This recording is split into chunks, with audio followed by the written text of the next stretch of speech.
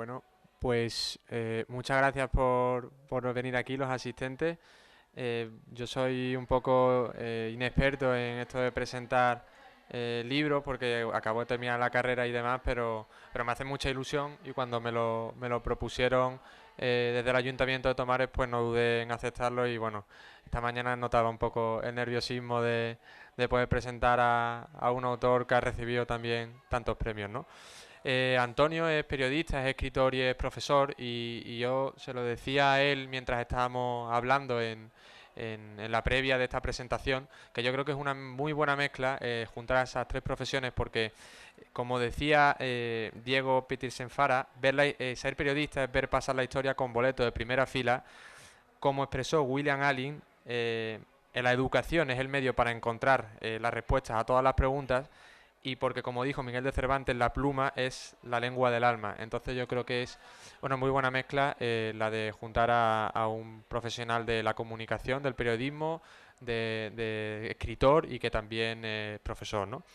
Él ha escrito novelas como La biblioteca de Auschwitz, ganadora del premio Troa Libro con Valores. Es una novela que se llegó a publicar en 13 países.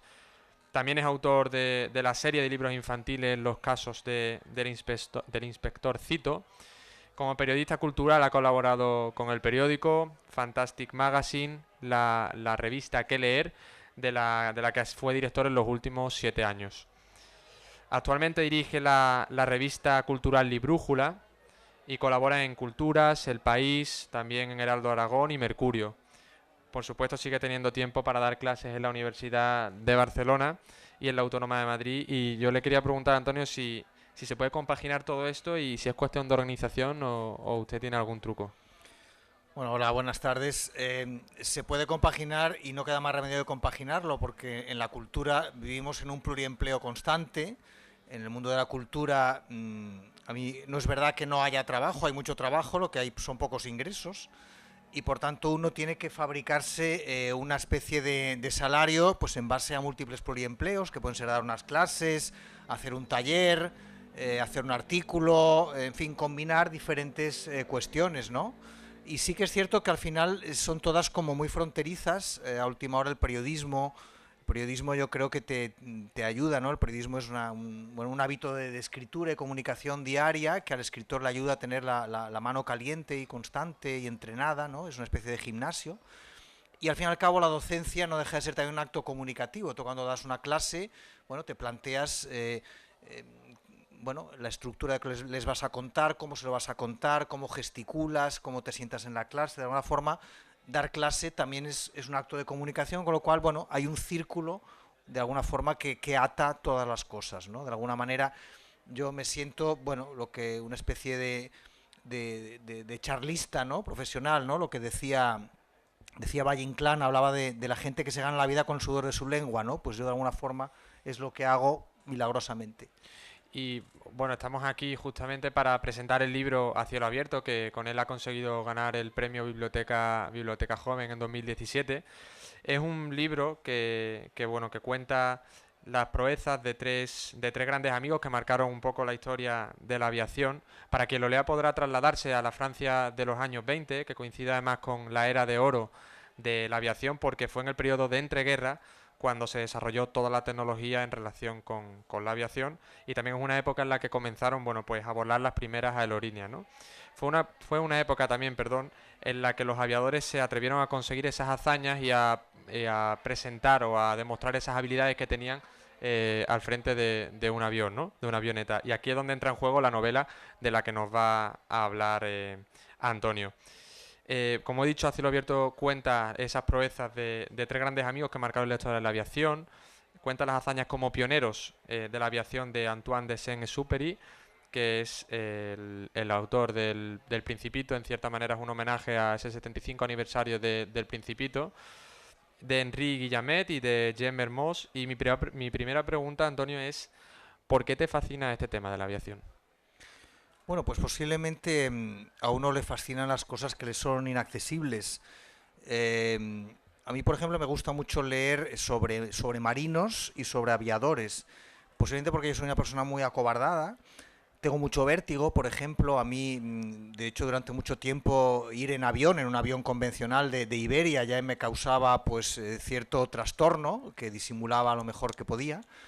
Y bueno, me fascina que haya gente, en cambio, que tenga pues ese temple, esa valentía, estas personas en esta época, los años 1920, se subían en aviones que eran aviones prácticamente de papel, aviones de madera y tela, aviones muy inseguros, con un motor, eran aviones con un motor Renault de 300 caballos. Pensemos que un Airbus actual tiene motores de 100.000 caballos, eran absolutamente nada, eran casi bicicletas voladoras. Y entonces, bueno, me fascina que a mí algo que me resulta, bueno, tan aparatoso, tan difícil, ¿no? El subirme a una altura, ellos volaran como el que va a comprar el pan, ¿no? Con esa facilidad superaran los Pirineos, volaran por encima del desierto, volaran por encima de los Andes, realmente, bueno, con una normalidad y una naturalidad absolutamente pasmosas, ¿no? Bueno, a mí ese tipo de escritura basada, digamos, en el oficio, en la actividad y en un poco en lo que uno ha vivido, es un tipo de literatura que me gusta mucho, ¿no? Me atrae mucho. Caracterizar a los personajes no es fácil, pero en esta novela lo haces bien. ¿Cómo se consigue caracterizar de esta manera a los personajes? Yo no tengo ningún otro método más que el de la impregnación, ¿no? Yo escribo de cosas que a mí me fascinan y lo que haces es intentar, bueno, contagiar la fascinación, ¿no? Un poco lo que a ti te asombra, lo que tú quieres es trasladar ese asombro. Entonces yo durante muchos años he leído a Saint-Exupéry desde que era muy pequeño y leí El Principito con 11 años. Después quise saber quién era este hombre que había escrito esto, descubrí que era un piloto, además de escritor, que había escrito otros libros siempre relacionados con la aviación, libros bueno, con un sentido poético, intenso, profundo, y bueno, me fascinó absolutamente. Entonces, a partir de ese momento, bueno, pues ha sido un camino de muchos años de leerlo, conocer un poco a esos compañeros suyos del correo aéreo y a través de eso, bueno, irme empapando hasta el punto de que me sentía con la suficiente autoridad moral, entre comillas, si es que eso es posible, para poder un poco hablar desde su punto de vista, ¿no? Porque yo tengo la impresión, al llevarnos tratando Saint-Exupéry y yo tantos años, ¿no? Más de 40 años, que ya somos un poco como viejos amigos, o al menos él es para mí un viejo profesor. ¿Y ves igual la profesión, bueno, o más la profesión, el oficio de la aviación que en comparación con esas hazañas de los años 20 y qué hemos podido ganar y qué hemos perdido? Bueno, claro, la vida cambia y claro, aquellos tiempos eran tiempos de pioneros, ¿no? Claro, no tiene nada que ver aquel momento de la aviación con el actual. Pensemos que en los años 20 la aviación estaba prácticamente empezando. El primer vuelo de los hermanos Wright es en el año 1903. En la Primera Guerra Mundial, en el año 14, los aviones ya, bueno, vuelan, biplanos, triplanos, se demuestran bastante eficaces durante la guerra. Ya hay héroes de guerra, ¿no? Como ese Barón Rojo, ese Barón von Richthofen. Pero lo cierto es que en el año 1918, cuando acaba la Primera Guerra Mundial, nadie sabe qué hacer con los aviones. Esos cacharros, bueno, inseguros, inciertos, que han sido útiles durante la guerra, que tienen poca capacidad de carga, podían cargar apenas 200 kilos, no saben muy bien qué hacer con ellos. De hecho, muchos veteranos de guerra que han sido pilotos, cuando acaba la guerra, se dedican para ganarse la vida a hacer acrobacias aéreas, ¿no? Un poco circenses, bueno, para darle alguna utilidad. Hasta que, bueno, siempre hay gente clarividente, en este caso Georges Latécoère, el fabricante de aviones francés, que dice, bueno, si los aviones llevaban bombas, ¿por qué no pueden llevar cartas? Y entonces monta esa línea de correo aéreo entre Toulouse, que va a ir en primer lugar entre Toulouse y Senegal, ¿no? Donde Francia tiene una importante colonia, atravesando España por los Pirineos, Alicante, Málaga, cruzando el estrecho, todo el Sáhara, hasta Senegal. Y ese es un poco el arranque, ¿no? de esa línea de correo aéreo, que a mí es algo que me interesa mucho porque es un tipo de piloto civil, no es un piloto que lance bombas, sino que es un piloto que comunica a la gente con las cartas, que en ese momento es algo muy importante para la época, la forma en que la gente se comunica, no hay otra forma de comunicarse que las cartas para cualquier asunto, cualquier necesidad, cualquier comunicación. Las cartas son fundamentales, ¿no? Por tanto, esa línea de correo aéreo es muy valiosa y lo que hacen tiene mucho mérito, porque en ese momento hay muchos accidentes, los aviones son muy inseguros, volar es un riesgo enorme, pero bueno, ellos tienen ese sentido del deber, de que el correo tiene que llegar porque hay gente que lo está esperando, ¿no? Está esperando con avidez porque ese correo está trayendo, bueno, noticias comerciales, de compra, venta, adquisiciones, declaraciones matrimoniales, noticias de defunciones.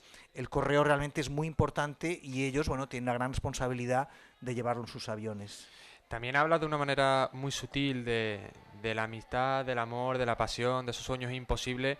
¿Cómo unir o cómo juntar o cómo compaginar más bien esos aspectos históricos con los filosóficos sin tener que renunciar a ninguno de los dos? ¿Cómo hacer esa mezcla para que salga a cielo abierto? Bueno, yo lo que he hecho es un poco navegar al hilo de Saint-Exupéry, ¿no? De sus propias enseñanzas. Él era escritor y era piloto, eran las dos cosas, ¿no? Él decía siempre que escribir es una consecuencia. Él no concebía la literatura como algo que nazca de estar metido dentro de tu cuarto. Él concebía la literatura como la consecuencia de la vida, ¿no? Era el zumo exprimido de lo que había vivido. Cuando él ganó el premio Fémina, un periodista con un poco de mala gaita, pensando que cómo es posible que alguien tenga dos oficios, ¿no? Uno no puede ser bueno en dos cosas, o eres una cosa o eres la otra, ¿no? Entonces le preguntó que cómo era posible que fuera piloto y fuera escritor. Y Saint-Exupéry le respondió, ¿y cuál es la diferencia? Él no veía diferencia porque para él escribir era el resultado de la aviación, del pilotaje, pero es que pilotar era un acto literario, ¿no? Para él era un acto poético. Él cuando se subía a un avión, lo que veía estrellas, él veía collares de diamantes, y cuando veía luces en la oscuridad veía hogueras, ¿no? Y veía las luces de las casas y decía, mira, la hoguera, la luz del maestro, la del zapatero, y decía, joder, cuánta oscuridad, cuántas casas dormidas, ¿no? Hagamos que despierten, ¿no? Había ese sentido moral, y él cuando volaba, por eso era un piloto bastante distraído, tuvo un montón de accidentes porque era muy despistado, la cabeza, bueno, se le iba en esos pensamientos. Por tanto, para él no había diferencia entre pilotar y hacer literatura, era todo lo mismo. Un escritor, como yo creo que muchas profesiones, ¿no? Depende de esa imaginación. ¿Moriremos como especie humana si perdemos la imaginación? Pues sin duda, es que ya no seremos humanos, ¿no? Es lo que nos distingue, ¿no? La imaginación nos hace adelantarnos a los acontecimientos. De hecho, la imaginación ha sido un motor de evolución y supervivencia extraordinario, ¿no? El hombre primitivo era capaz de sobrevivir porque era capaz de imaginar cómo podían cazar a un mamut, y el mamut qué haría cuando movieran una antorcha, hacia dónde se movería. Esa capacidad de la imaginación es un motor de la evolución extraordinario, ¿no? Es el que nos ha llevado hasta ahora, hasta aquí, hacia adelante, y el que en todo caso nos hará sobrevivir un poco a los retos que nosotros mismos vamos a crear, ¿no? A las dificultades que le estamos creando a nuestro propio planeta. Solo la imaginación va a ser capaz de superarlas. Habla usted de que se define en una de las entrevistas, de las tantas entrevistas que ha concedido, y se define como un mortadelo afortunado. ¿Suele cambiar mucho de disfraz?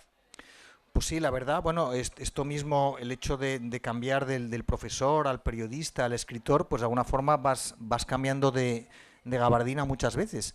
Y Mortadelo, bueno, yo lo nombro porque yo creo que en este país Francisco Ibáñez, el autor de Mortadelo y Filemón, ha hecho leer a mucha gente, ¿no? Con Mortadelo y Filemón, con Trece Rue del Percebe. A mí me hizo empezar a leer, ¿no? Yo sería un hipócrita si dijera que yo empecé a leer con Rilke o con Schopenhauer. Yo empecé a leer con Mortadelo y Filemón, echándome unas risas y dándome cuenta que leer es realmente algo muy divertido. Y a partir de ahí, bueno, pues ya vas haciendo tu camino, ¿no? Pero en ese sentido, bueno, pues me reivindico efectivamente en un Mortadelo eterno, sí. ¿Como a uno de sus personajes la vida le parece un traje demasiado estrecho?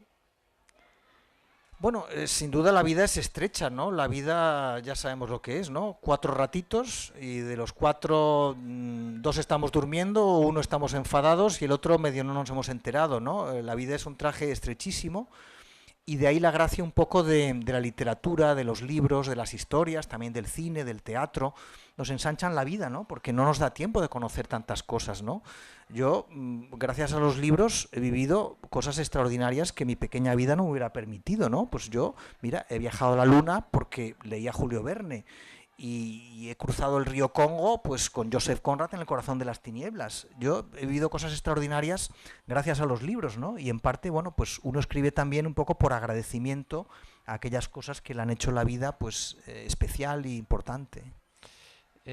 La cataloga en un momento, en una de las otras también entrevistas que concede, como una novela moralista y también reconoce que no es lo más normal en el mundo novelístico, ¿no? ¿Por qué cataloga esta novela como novela moralista? Bueno, porque a mí me importa que la novela tenga un sentido moral, aunque sea una palabra que no esté de moda, ¿no? Parece que está más de moda o, es decir, queda mejor en una reunión decir que te ha gustado la última novela del psicópata, psico-killer que ha matado a 35 personas de una forma así como muy oscura y muy turbia, que decir, bueno, que te ha gustado un libro donde pues, se reflexiona un poco sobre el sentido de la vida y, ¿no? Y cuál es nuestro lugar en el mundo y cuál es nuestro lugar respecto a los demás, ¿no? A mí eso me interesa en los libros y me interesa en la vida, por tanto, a mí no me desagrada, sino que me agrada, ¿no? Digamos, el marchamo de novela moral, no moralista en el sentido de decir yo tengo la verdad y todos los demás son unos imbéciles, sino en el sentido de pensar, bueno, qué demonios hacemos aquí y cómo podemos hacer que este tránsito, bueno, pues tenga algún sentido, ¿no? ¿Cree que estamos perdiendo quizás esa capacidad reflexiva, esa capacidad bueno, de preguntarnos por aspectos importantes de nuestra vida? No, sin duda. Ahora la moda de los tiempos es la velocidad, ¿no? El mejor es el más rápido, ¿no? Esto lo vemos en la comunicación, la importancia de que tu tweet sea el primero. Los diarios digitales pues premian por delante de cotejar la información, salir antes. Y bueno, todo esto nos lleva a una especie como de correcalles, donde efectivamente vamos muy deprisa, la comunicación ahora es muy veloz, es muy ágil, pero a veces tampoco sabemos muy bien a dónde vamos. Es decir, tenemos grandes trenes de alta velocidad, pero para ir a dónde, ¿no? De alguna forma, a veces quizá tendríamos que recuperar ese sentido un poco del volver a caminar, del andar, del merodear, un poco del digerir las cosas, porque de alguna forma, ¿para qué queremos correr tanto si no sabemos a dónde vamos, ¿no? Con esta novela, con A cielo abierto, cuando usted tuvo su proceso de documentación, su proceso de escritura, ¿qué ha descubierto de Antonio Iturbe y qué ha recordado de Antonio Iturbe como escritor? Bueno, pues me he reencontrado un poco con mi pasado, ¿no? Porque, bueno, pues vuelves a recordar las primeras veces que leíste esos libros, incluso en algunos libros que guardaba, hacía tiempo que no había releído, he visto lo que yo subrayaba en esos libros, que quizá ahora no lo habría subrayado, pero que entonces me parecía importante, un poco como las cosas que te parecen que tienen brillo en un cierto momento, luego te parece que quizá no lo tienen tanto. Bueno, tú también vas evolucionando, ¿no? Y te vas viendo a ti mismo a través un poco de las lecturas que hiciste y de lo que te fascinó en una cierta época, ¿no? De alguna manera sí que ha sido un poco, bueno, un poco volver atrás, ¿no? Y eso está bien, creo que hay que recapitular de vez en cuando. Antonio Iturbe también hemos hablado antes de aspectos que vienen implícitos en su novela, como la amistad, como la pasión, como los sueños imposibles. ¿Qué es escribir para Antonio Iturbe?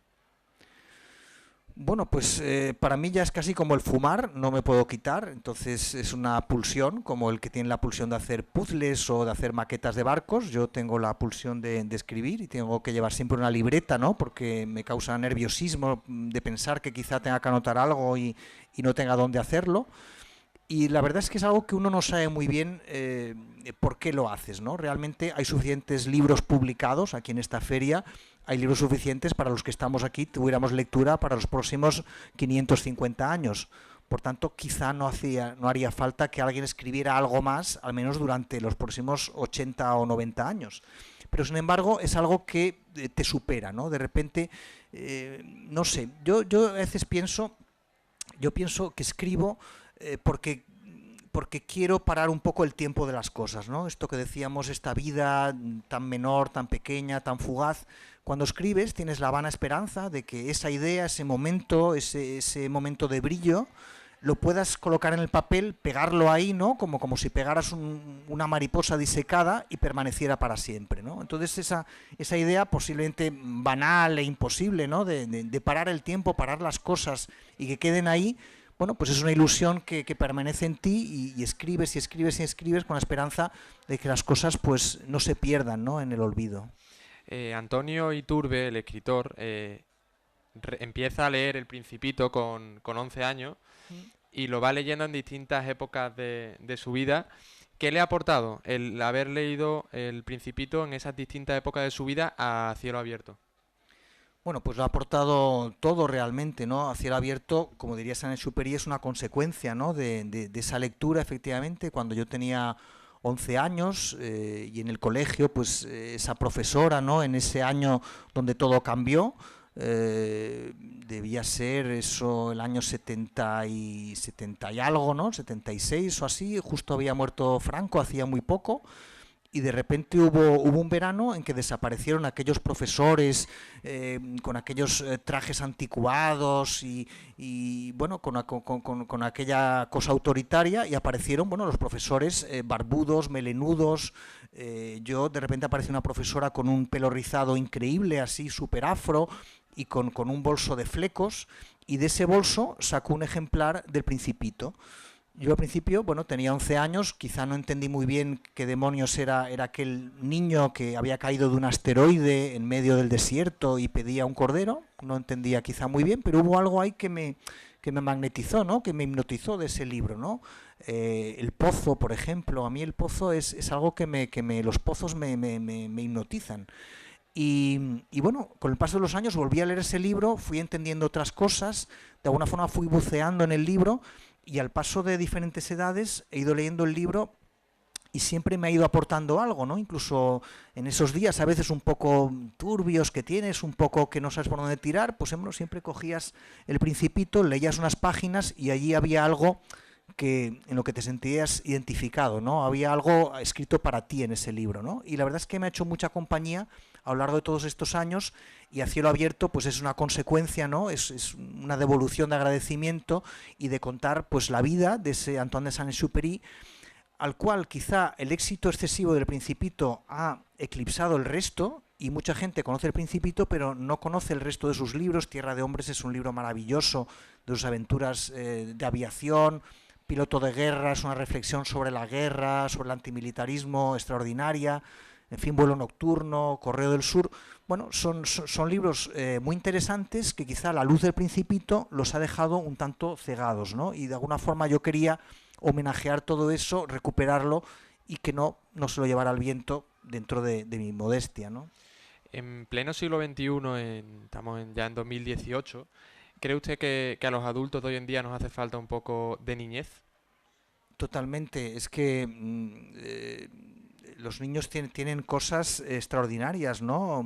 La capacidad de asombro, por ejemplo, ¿no? El asombrarse, ¿no? Con cualquier cosa, ¿no? Con una pelota que rueda en una plaza. La curiosidad, la energía, ¿no? Son cosas realmente que nosotros hemos ido perdiendo, ¿no? Te vas desgastando, ¿no? Como el neumático de un coche que pierde el dibujo, y es algo que no deberíamos haber perdido. Yo tengo la teoría de que El Principito no es una novela, no es un libro infantil, pero tampoco es un libro para adultos. Yo creo, y él da la pista en la dedicatoria del principio, que en realidad es un libro dirigido al niño que todos hemos sido, ¿no? Todos hemos sido niños alguna vez, aunque no nos acordemos, aunque hayan pasado muchos años, aunque hayan pasado décadas, pero fuimos niños alguna vez. Los niños que lo son aprecian el libro porque son niños y se identifican con ese niño que pasea por el desierto, y los demás nos identificamos con el niño que fuimos alguna vez cuando realmente tuvimos curiosidad, ingenuidad, ¿no? Ingenuidad que es una palabra muy denostada, pero que es muy importante, ¿no? Y la ingenuidad al final, bueno, es una forma de estar en el mundo, ¿no? De alguna forma de creer, bueno, que las cosas pueden ser de otra manera, ¿no? A cómo nos las cuentan. Y cuando hablamos en la presentación, hemos hablado antes de esta Francia de los años 20, en la que se desarrolla parte de la tecnología de la aviación, y relacionándolo un poco con los libros, con también usted como escritor, ¿es un favor lo que le hace la tecnología? ¿Le puede hacer un favor la tecnología o por el contrario se puede volver enemigo del escritor?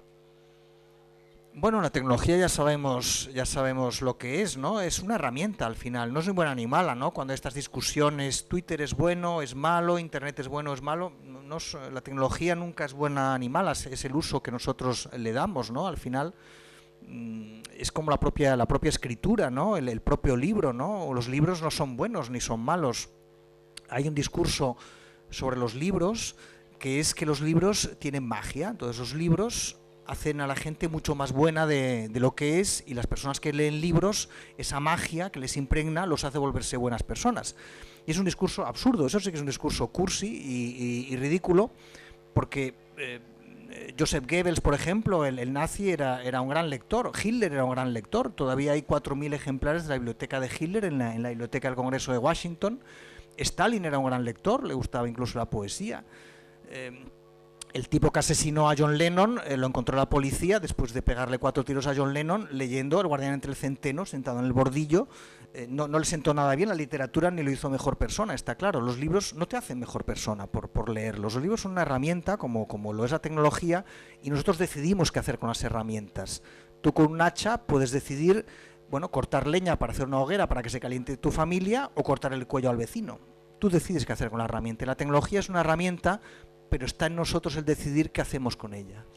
Y para ir concluyendo, me gustaría preguntarle, imagínese que acabo de comprar el libro y le quiero preguntar a usted, ¿qué me voy a encontrar en A Cielo Abierto? Quiero una opinión, una opinión del autor, de Antoni Iturbe. ¿Qué me voy a encontrar en A Cielo Abierto? Bueno, pues esta vida de Saint-Exupéry, este hombre de tantos altibajos emocionales, que llegó a París en esos años 20, esos años del Charleston, del Foxtrot, que eran un poco después de la guerra, como La hora del patio, que se enamora locamente de Louise de Vilmorin, esa muchacha fantástica que él decía que era una hada caprichosa, maravillosa, medio poeta, medio musa, y que, bueno, por ella incluso llega a dejar la aviación y se dedica, bueno, porque la familia de ella no podía aceptar que un piloto se casara con su hija, y se dedica a vender camiones y se convierte quizá en el peor vendedor de camiones de la historia, porque era un manirroto para cualquier cosa de la vida cotidiana. Y como, bueno, al final Louise de Vilmorin lo deja, se hunde, pero bueno, al final se cierran puertas, se abren ventanas, y él encuentra una ventana precisamente en esta línea de correo aéreo, donde encuentra un trabajo como piloto del correo aéreo, se hace cartero del aire, ¿no?, en esta línea Latecoeg, y bueno, vive 1000 aventuras, va al desierto, lo hacen jefe de aeroplaza en el desierto. Y ahí él es donde, bueno, donde nace un poco el germen del Principito, en ese desierto que él conoce, donde él empieza a darse cuenta de que en medio de la arena, de lo aparentemente desértico, crecen muchas cosas, ¿no? Crece incluso la propia poesía del lugar. Y bueno, pues es un poco el recorrido por su vida, por sus amigos, por sus inquietudes, bueno, esa lucha que él tiene por mantener esa pasión por volar hasta el final, que la mantendrá de hecho hasta el final, insistiendo tozudamente, ¿no?, en querer pilotar durante la Segunda Guerra Mundial, sin tener ya la edad, sin estar físicamente en buenas condiciones, y como al final, bueno, pues Saint-Exupéry volará por última vez en julio del 44 y nunca regresará, ¿no? Bueno, pues es un poco toda esa historia, ¿no?, la vida de esta persona que no entendía la diferencia que había entre pilotar y escribir. Las dos últimas cuestiones. En un caso, un profesor me dijo que hace falta referentes de verdad hoy en día. ¿Cuáles son los referentes de Antoni Iturbe y en qué le han ayudado, en este caso, a ser el escritor que hoy es hoy en día, y sobre todo también a poder escribir A Cielo Abierto?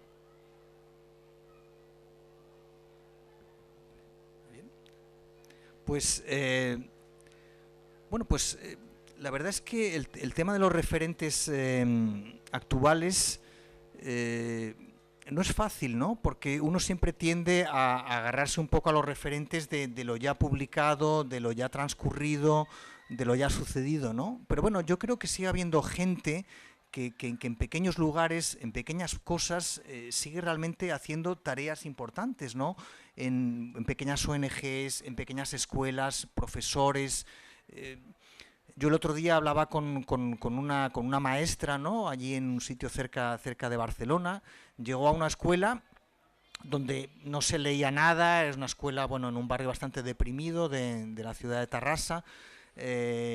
Y bueno, y ella tozudamente pues insistió en crear, bueno, una biblioteca de aula, que los niños trajeran libros, pero que trajeran también cojines, puso una alfombra para que fuera un rincón bonito.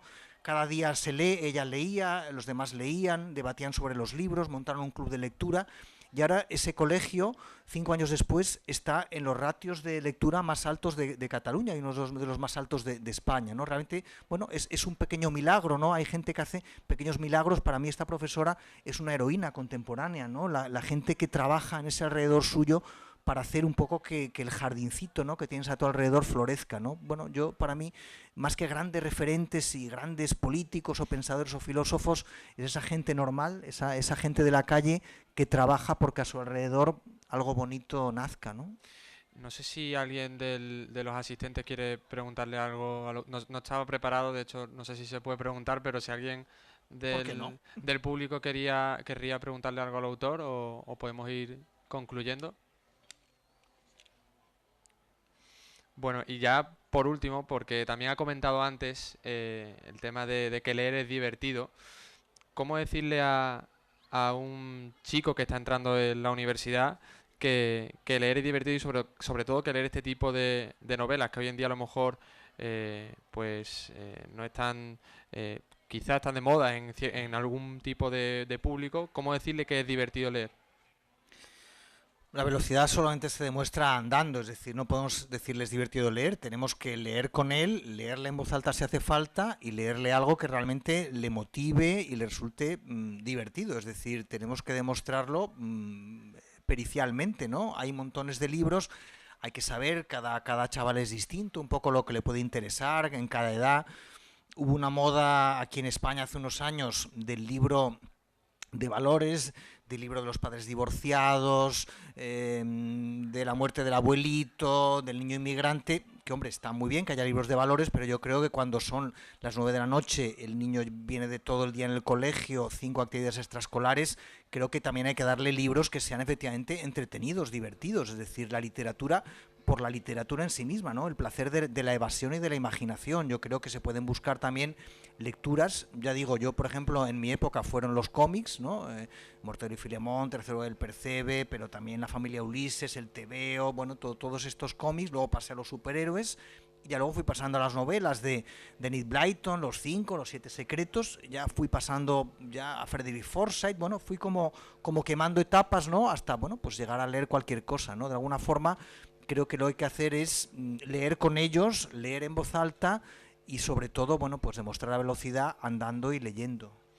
Bueno, pues con esto vamos a concluir esta presentación de Antonio Iturbe con la presentación del propio autor y también del libro A cielo abierto, que es Premio Biblioteca Joven, pues por una novela ambientada en Francia de los años 20, habla de los aspectos relacionados con la aviación. Y desde mi parte, pues solamente darle las gracias por poder permitir presentarlo a usted y presentar a este libro.